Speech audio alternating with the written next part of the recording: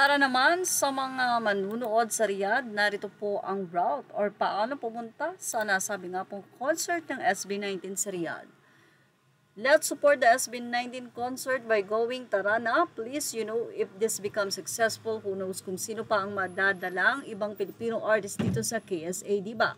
Kaya let's go. Also here, mas pinadali ang pagpunta sa venue mula sa The Riyadh Hizan by TPT. Teka, saan talaga ang venue? Eto po talaga. Tapat ng Intercontinental Durat Resort in Banban, Riyadh. Here are the ways on how to go to the concert venue. By car, syempre diretso na kayo sa venue, may kotse naman kayo, kaya nyo na yan. May parking in, around, and the venue. By taxi or ride, hailing apps, Uber, Bolt, Karem, etc. Lagay nyo lang yung location, medyo malayo venue guys, kaya mahal mag-taxi or Uber. Kaya naman, by shuttle bus, free, just go to the Riyadh Metro substation. At meron nang naghihintay na shuttle bus sa labas to bring you to the concert venue from 6 p.m. onwards. Riyadh Metro substation.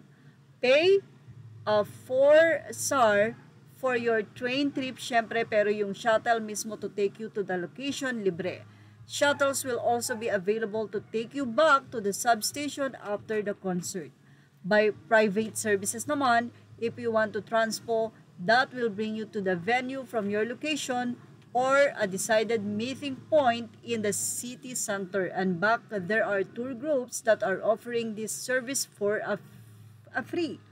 For Riyadh KSA Kabayan Tour, 99 Saudi Riyal.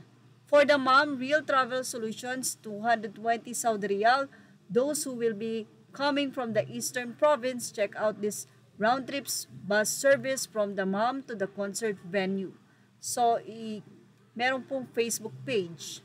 Maghahanap kami ng land trip service from Jeddah, pero better to fly to Riyadh po siguro.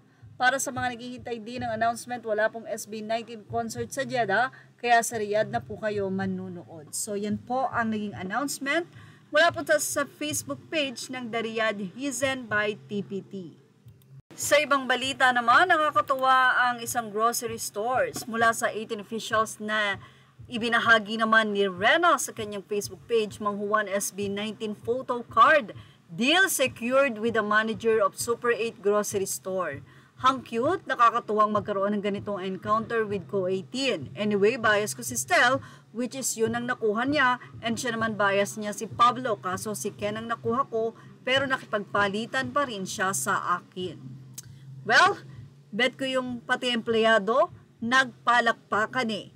Hala, saan po yan, Caps? Tanong naman ng mga netizen. Ang ilan ay naghahanap na sa kanilang lugar kung meron na bang SB19 Manghuan na may photocard doon, pero ang ilan ay wala pa po raw. Sa ngayon, parang sa La Union, mga groceries doon ang available.